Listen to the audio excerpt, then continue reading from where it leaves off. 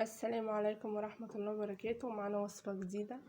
معايا كوبايتين دقيق ذرة، ومعايا كوباية لبن، كوباية دقيق أبيض عادي، كوباية سكر، كوباية زيت على سمنة، وثلاث بيضات، وباكيت فانيليا، ومعلقة كبيرة بيكنج باودر اهي.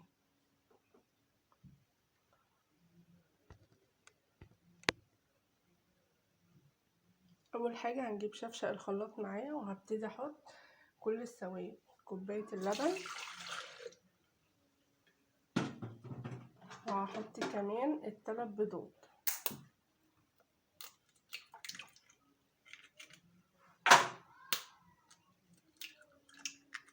ادي التانية، ادي التالتة. وهحط طبعا الفانيليا،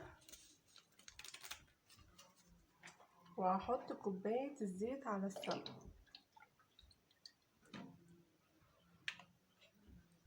او ممكن تعملها بزيت بس، لكن ما ينفعش بسمنة بس، لازم لا سمنة على زيت، لا اما زيت بس. تمام. وهحط كمان كوباية السكر، وهضرب بقى كل الكلام ده في الخلاط وهرجع لكم تاني. كده انا ضربت كل المكونات. هبتدي ان انا انزلها هنا في طبق معايا.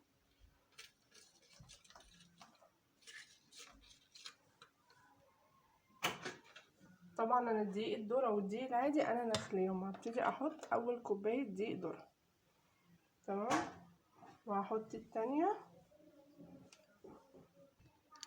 وهحط كمان معلقه البيكنج باودر او كيس بيكنج باودر، وهبتدي ان انا اقلب.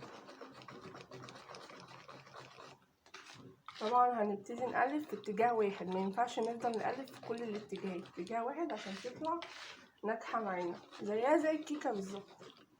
وهبتدي احط شويه بشويه دقيق ابيض. ليه دقيق ابيض؟ هيربطها لي شويه، يعني هيديها تماسك، لان الدقيق الذره بيفرط. هبتدي احط اهو شويه بشويه لحد ما السمك بتاعي يكون مظبوط. كده انا حطيت كل كوبايه الدقيق الابيض.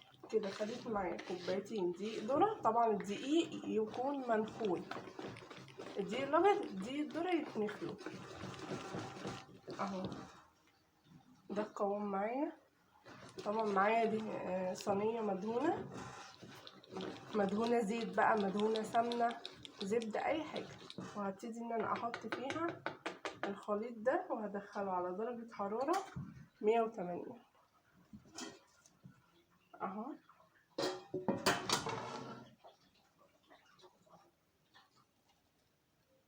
زي ما انتوا شايفين كده. طبعا هنزل كل حاجه معايا، هدخلها بقى على درجه حراره 180، وهوريها لكم بعد ما تخرج. رجعت لكم بعد ما البسيسه بتاعتي استوت اهو زي ما انتوا شايفين. هبتدي ان انا اخد منها قطعه كده،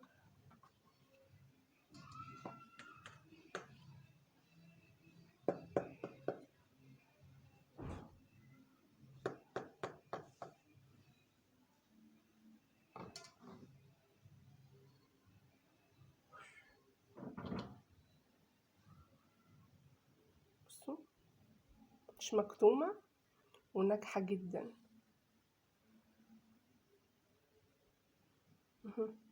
زي ما انتوا شايفين. اتمنى بقى تجربوها، واشوفكم ان شاء الله في وصفه جديده.